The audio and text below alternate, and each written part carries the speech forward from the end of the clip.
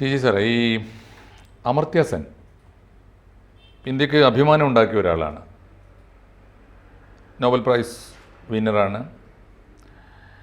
എന്നാൽ അദ്ദേഹത്തിൻ്റെ നേട്ടങ്ങളോടൊപ്പം എപ്പോഴും വിവാദങ്ങളുടെ ഒരു കൂട്ടുകാരനുമായിട്ടുണ്ട്.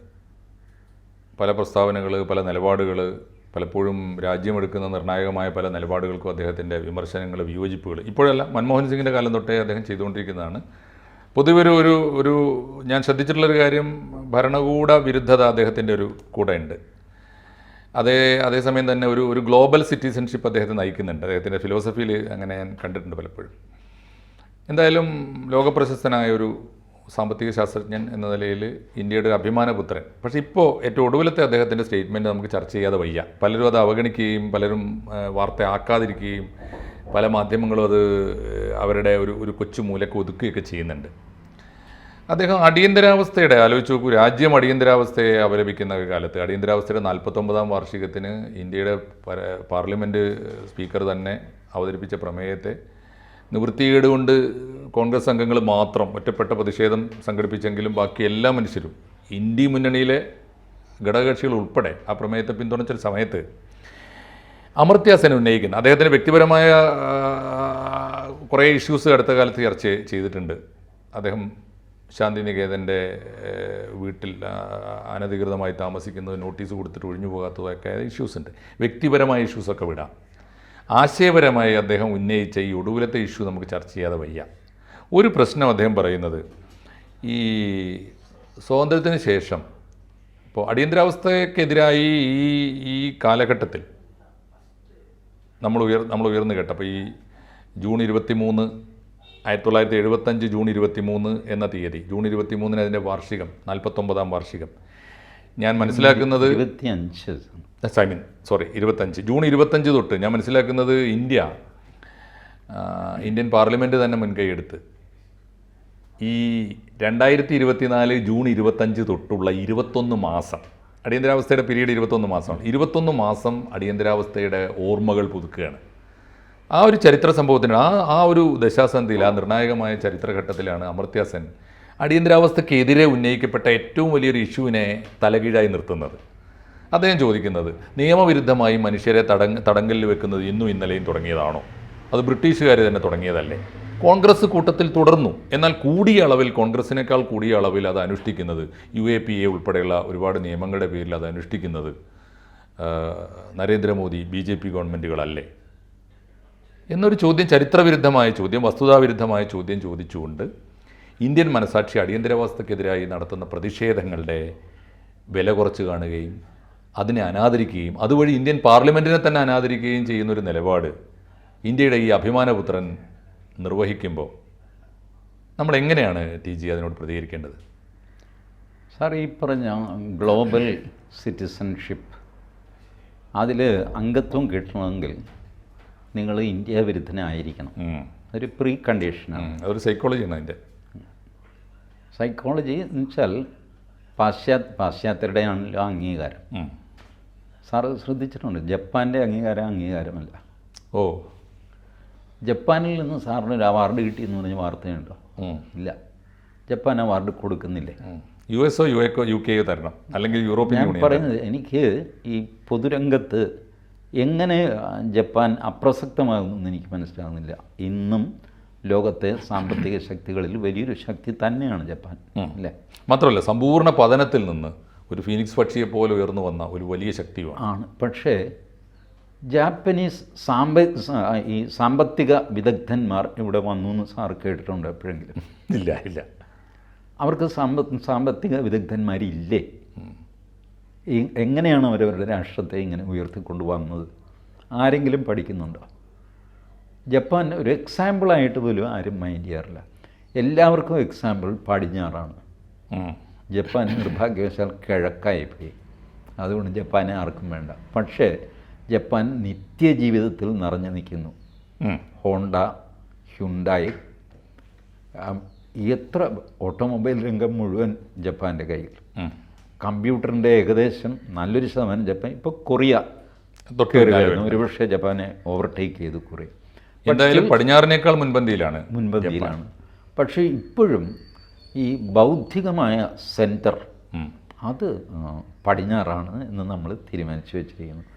അപ്പോൾ മാക്സസെ അവാർഡ്, ഇപ്പോൾ അരുന്ധതി റോയ്ക്ക് കിട്ടിയ pen award, Pulitzer award, Oscar award, ഈ ഓസ്കാർ അവാർഡിൽ ഈ ജന്മം ഒരു ഇന്ത്യൻ സിനിമയ്ക്ക് അതിൻ്റെ മൊത്തം അവാർഡ് കിട്ടുമെന്ന് സാറിന് തോന്നുന്നുണ്ടോ? മൊത്തം കിട്ടിയിട്ടില്ല, പൊട്ടും പൊടിയൊക്കെ കിട്ടുന്നുള്ളൂ പലപ്പോഴും. നമ്മുടെ സ്ലം ഡോഗ് മില്യനറിനാണ് കുറച്ചധികം കിട്ടിയത്. കുറച്ചു കാലം മുമ്പ് സാറ് ശ്രദ്ധിച്ചിട്ടുണ്ടോ, ലോകസുന്ദരി പട്ടം തുടർച്ചയായിട്ട് ഇന്ത്യയിലേക്ക് കിട്ടിക്കൊണ്ടിരുന്നു കുറേ വർഷങ്ങൾ. ഇപ്പം എന്താ ലോകസുന്ദരി ഉണ്ടാവുന്നില്ല ഇന്ത്യയിൽ? ഉണ്ടാവുന്നതൊക്കെ വിരൂപകളാണോ? അതൊരു അജണ്ടയായിരുന്നു. അതെ അതെ. കോൾഗേറ്റ് പാമലീവിന്, പ്രോക്ടർ ആൻഡ് ഗാബിളിനൊക്കെ അവരുടെ ഈ സൗന്ദര്യ സംവർദ്ധക വസ്തുക്കൾ വിൽക്കേണ്ടിയിരുന്നു. അപ്പോൾ ലാറ ദത്ത എന്ന ഇന്ത്യക്കാരി ഇത് സമ്മാനം കിട്ടി, ലോകസുന്ദരി. അത് കഴിയുമ്പോൾ പിന്നെ അവർ ലെക്സിൻ്റെ പരസ്യത്തിലാണ് വരുന്നത്. ഈ സുന്ദരി ആയതുകൊണ്ട് ബോളിവുഡിൽ ഒരു ചാൻസും കിട്ടും. ഒന്നുമില്ലെങ്കിൽ ഒരു ഐറ്റം ഡാൻസ് അവതരിപ്പിക്കാനുള്ള അവസരം അവർക്ക് കിട്ടും. അതിലൂടെ വലിയ ഗിഫ്റ്റഡ് ആയ ആളുകൾ വന്ന് ഐശ്വര്യ റായിയെ പോലുള്ള ആളുകളും വന്നിട്ടുണ്ട്. ഐശ്വര്യ റായി അഭിനയത്തിൽ അത്ര ഗിഫ്റ്റഡ് ആണെന്ന് എനിക്ക് തോന്നിയിട്ടില്ല. ഇല്ല, എനിക്ക് തോന്നിയിട്ടില്ല. കാരണം അവർ അവർ സുന്ദരിയാണ്, കാര്യത്തിൽ തർക്കമൊന്നുമില്ല. സുന്ദരിയായിരുന്നു, അങ്ങനെയാണ് വിശ്വസുന്ദരിപ്പെട്ട അവരുടെ ഈ അളവുകളൊക്കെയാണല്ലോ അവർ. നമുക്ക് അത് പലതും ഈ എല്ലുന്തിയ ഒരു പ്രേതമായിട്ടാണ് ചിലപ്പോഴൊക്കെ തോന്നാറുള്ളത്. എന്ത് വാങ്ങിക്കോട്ടെ, അവരുടെ കാര്യം.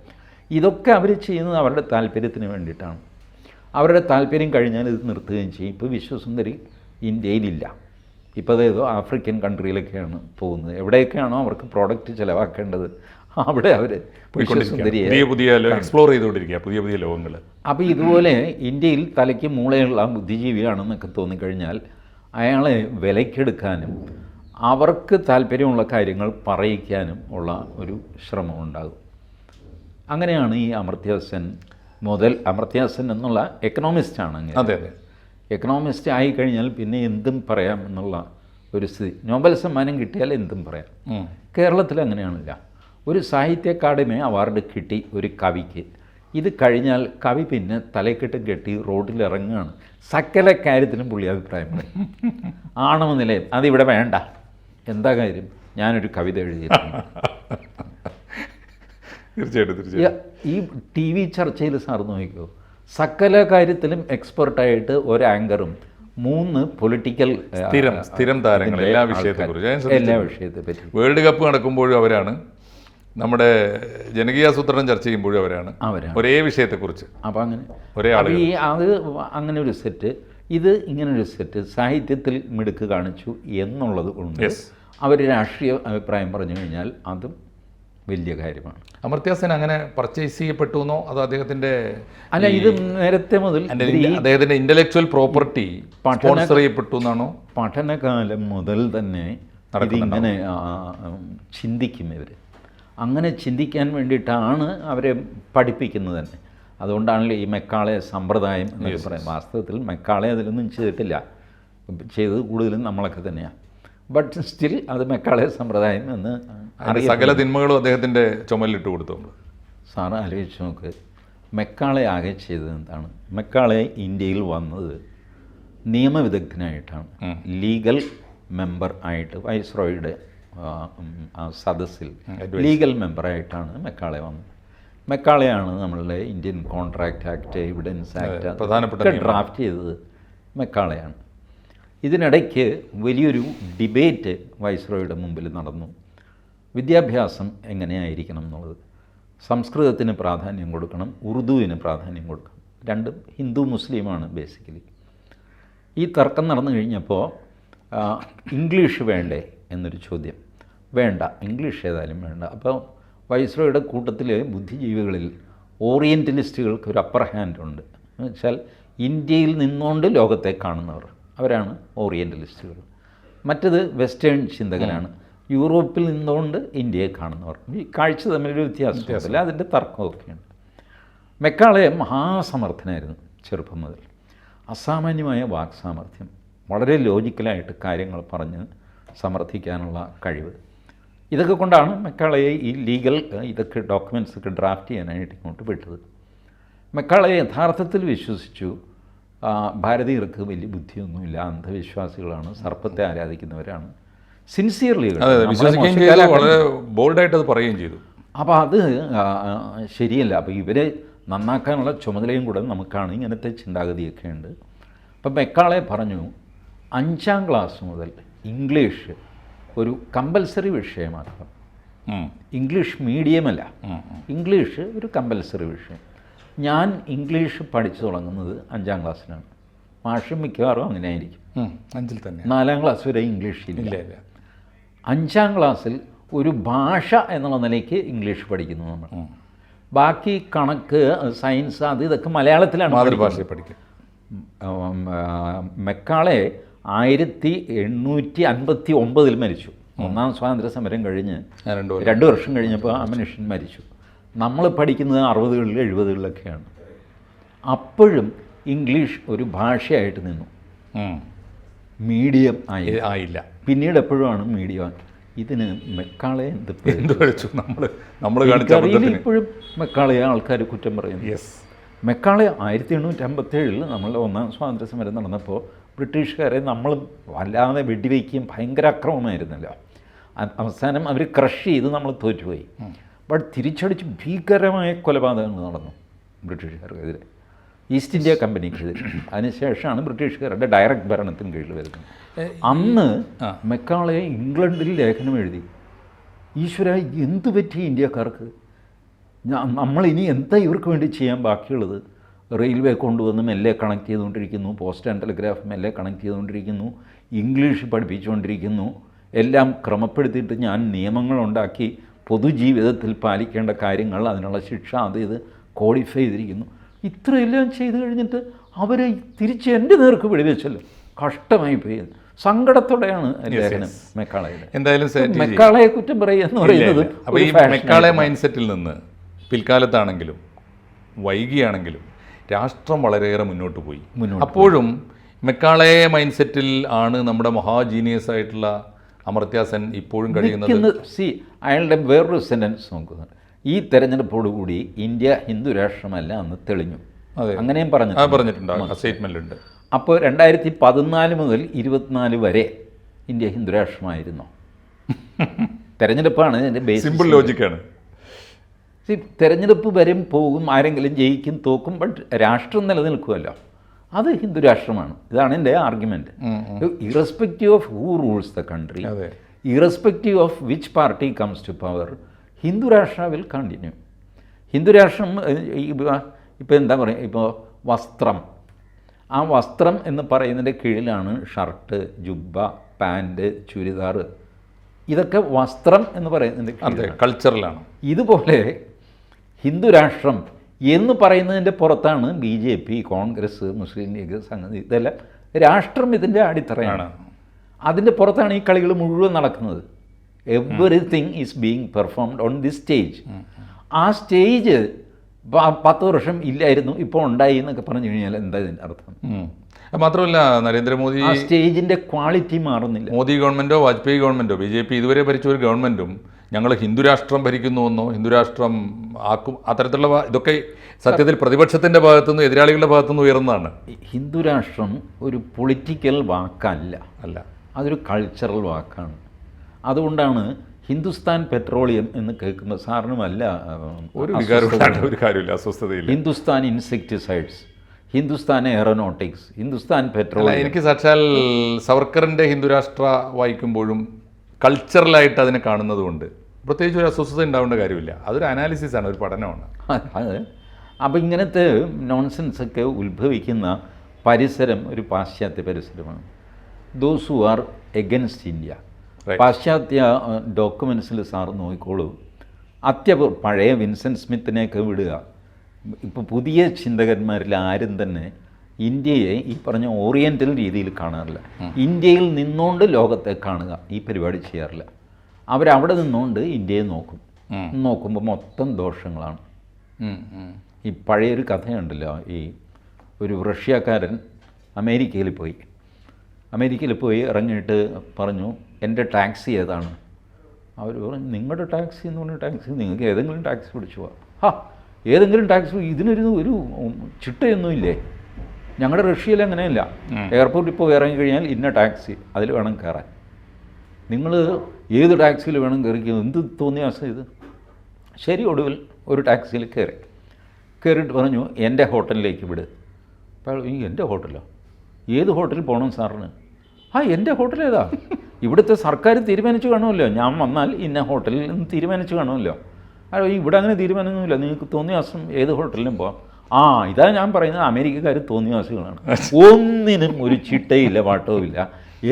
ഏത് ഹോട്ടലിൽ വേണേൽ പൊക്കോ, ഏത് കാറിൽ വേണേൽ കയറിക്കോ. റഷ്യയിൽ വന്ന് നോക്കി, എല്ലാത്തിനും ഓരോ പൗരനും ഏത് കാറിൽ കയറണം, ഏത് ഹോട്ടലിൽ താമസിക്കണം, എന്ത് ചെയ്യണം, എല്ലാത്തിനും വ്യവസ്ഥയുണ്ട്. യൂറോപ്പിൽ നിന്ന് അവർ ഇന്ത്യയിലേക്ക് നോക്കിക്കഴിയുമ്പോൾ ഇവിടെ വെളിച്ചപ്പാട്, പാമ്പ്, ഭഗവതി, വാട്ട് നോൺസെൻസ്. ഇതിനിടയിലൊരു ഡെവലപ്മെൻ്റ് ഉണ്ടല്ലോ ടി ജി. അതിപ്പോൾ വെസ്റ്റേൺ കാഴ്ചപ്പാടും ഓറിയൻ്റലിസ്റ്റ് കാഴ്ചപ്പാടും തമ്മിലുള്ള ദർശനപരമായ ഏറ്റുമുട്ടലിനിടയിൽ ഇപ്പോൾ പുതിയൊരു ഡെവലപ്മെൻറ്റ് ഞങ്ങളെപ്പോലുള്ള ഒരു വായനക്കാർ ശ്രദ്ധിക്കുന്നൊരു കാര്യം, വെസ്റ്റേൺ വേൾഡിൽ ഇൻഡോളജി പ്രധാനപ്പെട്ട സബ്ജക്റ്റാണ്. അവർ ഇന്ത്യയുടെ നന്മ അവിടെ ഇരുന്ന് കണ്ടുകൊണ്ടിരിക്കുകയാണ്, പുതിയ പഠനങ്ങൾ വന്നുകൊണ്ടിരിക്കുകയാണ്. ഇപ്പം ഞാൻ ഏറ്റവും ഒടുവിൽ കണ്ടത് മാക്മില്ലൻ പ്രസിദ്ധീകരിച്ച വിശ്വഗുരു എന്ന് പറഞ്ഞിട്ട് സ്വാമി വിവേകാനന്ദനെ കുറിച്ചുള്ള 1000 പേജുള്ള വലിയ പുസ്തകം. എന്ന് വെച്ചാൽ അത് ഇൻഡോളജിക്കൽ സ്റ്റഡീസാണ് അവിടുത്തെ. അങ്ങനെ പടിഞ്ഞാറുള്ളവർ ഇന്ത്യയെ കുറേ കൂടി സൂക്ഷ്മമായും പോസിറ്റീവായും നന്മ നിറഞ്ഞ മനസ്സോടുകൂടി ഇന്ത്യയെ തിരിച്ചറിയുമ്പോൾ ഇന്ത്യക്കാരായ ഈ വേൾഡ് ജീനിയസുകൾക്ക് എന്താണ് പറ്റുന്നത്? സാർ, ഇംഗ്ലണ്ടിൽ സെൻറ്റ് ജെയിംസ് സ്കൂളിൽ ഭഗവത്ഗീത പഠിപ്പിക്കുന്നു. സാർ ചുമ്മാ ഗൂഗിളിൽ England saint James Bhagavad Gita, saint James കോളേജാ? സെൻറ്റ് ജെയിംസ് സ്കൂളാണ്. കൊച്ചു പിള്ളേർ ഗൂഗിളിൽ ഈ 3 വാക്കുകൾ ടൈപ്പ്, ഗവൺമെൻറ് അംഗീകൃത കോളേജല്ലേ അവിടുത്തെ സ്കൂള്, അതിൻ്റെ യൂട്യൂബ് വീഡിയോസ് ഇറങ്ങി വരും. എത്രയോ പേര് ജർമ്മനിയിൽ, ഇംഗ്ലണ്ടിൽ ഒക്കെ സംസ്കൃതം പഠിക്കുന്നു, ഇതിൻ്റെ യഥാർത്ഥ അർത്ഥം മനസ്സിലാക്കി പഠിക്കുന്നു. ഇപ്പോൾ പണ്ട് കമ്മ്യൂണിസ്റ്റുകാരൻ CG സദാശിവൻ എന്ന് പറഞ്ഞ് ഞങ്ങളുടെ നാട്ടിലുണ്ടായിരുന്നു. ഗൗരിയമ്മയ്ക്കും പുറകിൽ അരൂര് മത്സരിക്കുക, ചേർത്തലക്കാരനാണല്ലേ? ചേർത്തലക്കാരൻ, അരൂരായിരുന്നു മത്സരിച്ചുകൊണ്ടിരുന്നത്. CG സദാശിവൻ ഒരിക്കൽ പറഞ്ഞു, അമ്മാവനെ കൊന്നവൻ്റെ ഉപദേശം എനിക്ക് കേൾക്കണ്ട, അതുകൊണ്ട് ഞാൻ ഭഗവത്ഗീത കാര്യമായിട്ട് എടുക്കുന്നില്ല. മനസ്സിലായി. കംസനെ കൊന്നത് ശ്രീകൃഷ്ണനാണ്, അയാൾ എന്ത് ഉപദേശിക്കാൻ? അമ്മാവനെ കൊന്നിട്ട് എന്നെ ഉപദേശിക്കാൻ പറ്റും. ഇങ്ങനെ ലളിതവൽക്കരിച്ച് പരിഹസിക്കാനൊക്കെ ആയിട്ടുണ്ട്. ബട്ട് സായിപ്പ് അത് ചെയ്തില്ല. അമ്മാവനെ കൊന്നത് ഈ what is the context in which this originated, അതിനകത്ത് പറഞ്ഞാൽ കാര്യമുണ്ടെന്ന് തോന്നിട്ട് അവർ പഠിപ്പിക്കുന്നു.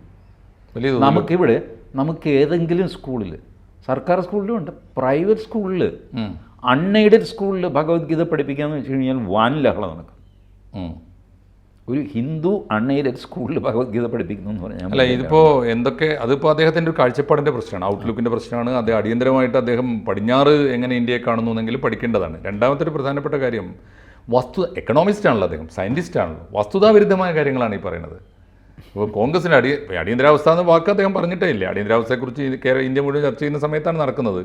അന്യായമായ ആളുകളെ തടങ്കലിൽ വെക്കാനും ചോദ്യം ചെയ്യാതെ കൊണ്ടുപോയി ഉരുട്ടിക്കൊല്ലാനും ഒക്കെ അവകാശമുള്ള ഒരു കാലം ഇന്ത്യ ഗവൺമെൻറ്റിൻ്റെ തന്നെ കാർമ്മികത്വത്തിൽ അരങ്ങേറിയിരുന്ന ഈ മൗലികാവകാശ ധ്വംസനം പട്ടാപ്പകൽ നടന്നൊരു രാജ്യത്ത് മഹാപണ്ഡിതൻ പറയുന്നു അത് നടന്നിട്ടില്ല, അതിനേക്കാൾ കൂടുതൽ നടക്കുന്നത് ഇപ്പോൾ നരേന്ദ്രമോദിയുടെ കാലത്താണ് എന്ന് പറയുന്നതിന് പ്രശ്നം ഇതാണ്. അങ്ങേരെ എക്കണോമിസ്റ്റാണ്, പൊളിറ്റിക്കൽ സയൻറ്റിസ്റ്റ് അല്ല. He feels that he knows everything. ഞാൻ ഈ പറഞ്ഞ നേരത്തെ ഒരു കവിത എഴുതി കഴിഞ്ഞാൽ, അല്ലെങ്കിൽ ഒരു കഥ എഴുതി ഒരു അവാർഡും കൂടെ കിട്ടിക്കഴിഞ്ഞാൽ, അവാർഡുകൾ നമുക്കറിയാമല്ലോ എങ്ങനെയാണ് കിട്ടുന്നതും കൊടുക്കുന്നതും ഒക്കെ. ഇതായി കഴിഞ്ഞാൽ പിന്നെ ഇവർക്ക് എല്ലാ കാര്യത്തിലും അഭിപ്രായം പറയാമെന്നുള്ളൊരു സ്ഥിതിയാണ്. ഒന്നും അറിഞ്ഞുകൂടാത്ത മേഖലയെക്കുറിച്ചും പറയും, എന്തിനെപ്പറ്റിയും അവർക്ക് അഭിപ്രായം. അങ്ങനെ പറയുന്ന അഭിപ്രായങ്ങൾ തീർച്ചയായിട്ടും വസ്തുതാപരമായിട്ട് തെറ്റിപ്പോകും. കാരണം അവർക്ക് ഇതിൻ്റെ ബാക്ക്ഗ്രൗണ്ടോ സംഗതിയൊന്നും അറിയില്ല. അത് അവരുടെ പ്രൊഫൈൽ വെച്ച് ഇദ്ദേഹം മഹാജീനിയസ് ആണ്, ലോകം നൊബേൽ പ്രൈസ്. ഇദ്ദേഹത്തിന് ഒരു അനിമോസിറ്റി ഈ മോദി സർക്കാരിനോടുണ്ട്. ഒന്ന് അവിടെ നിന്ന് ഇറങ്ങിപ്പോകാൻ പറഞ്ഞത്, ശാന്തിനികേതൻ ഇറങ്ങിപ്പോകാൻ പറഞ്ഞത്. ഈ വാസ് ഇല്ലീഗലി ഓക്കുപ്പൈങ്, ഇല്ലീഗലാണ്. അവിടെ നമ്മൾ സേവനം ചെയ്ത കാലത്ത് അവിടുത്തെ ജീവനക്കാർക്ക്, അവിടുത്തെ പ്രൊഫസർമാർക്ക് താമസിക്കാനുള്ളതാണ്.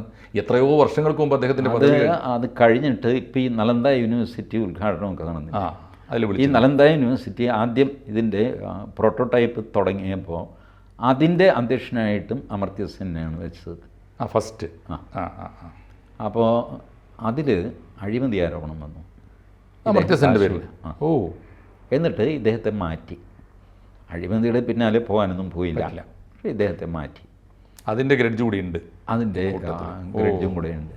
ആരും പുള്ളിയെ വഴക്കൊന്നും പറഞ്ഞില്ല. പക്ഷേ പുള്ളി കാശ് വെട്ടിച്ചു എന്നുള്ളത് ഏകദേശം എല്ലാവർക്കും ബോധ്യമായി. ബട്ട് സംഹൗ മാന്യന്മാരെ ഇടപെട്ടിട്ട് അമർത്യ സെന്നാണ് നോബൽ സമ്മാനം കിട്ടിയ ആളാണ്. ഇപ്പോൾ 10 ലക്ഷം രൂപ വെട്ടിച്ചു എന്ന് പറഞ്ഞിട്ട് FIR ഒക്കെ ഇട്ട് കോടതിയിൽ ഹാജരാക്കുക എന്ന് പറയുന്നത് മോശമല്ലേ? ഓ, അത് ശരി. അപ്പോൾ അത് ശരിയാ, അത് പോട്ടെ എന്നൊക്കെ പറഞ്ഞിട്ട്. പക്ഷേ ആ ഇന്ത്യയിലെ അഴിമതിക്കാരായ രാഷ്ട്രീയക്കാർ പറയുന്ന ഒരു അഭിപ്രായത്തിൻ്റെ നിലവാരമേ ഈ കാര്യത്തിൽ അമർത്യ സെന്നിന് കൊടുക്കേണ്ടതുള്ളൂ അല്ലേ? പ്രതിപക്ഷ രാഷ്ട്രീയം പറയുന്ന ഇതൊക്കെ അദ്ദേഹം പറയിപ്പിക്കരുത് മനുഷ്യരെ കൊണ്ട്. നിങ്ങൾ ഇങ്ങനെയൊക്കെ ചെയ്തിട്ട് പിന്നെ അത് കട്ടിട്ടും കളം മുമ്പോട്ട് എന്നുള്ള രീതിയിൽ പോകുമ്പോഴാണ് നമുക്കിതൊക്കെ വിളിച്ച് പറയേണ്ടി വരുന്നത്. യെസ്, അമർത്യ സെൻ ദയവായി ഇന്ത്യക്കാരെ കൊണ്ട് പറയിപ്പിക്കരുത്. അത് പറഞ്ഞ് TGയുടെ ഈ ടോക്ക് ഇവിടെ നമുക്ക് അവസാനിപ്പിക്കാം ഈ വിഷയത്തെക്കുറിച്ച്.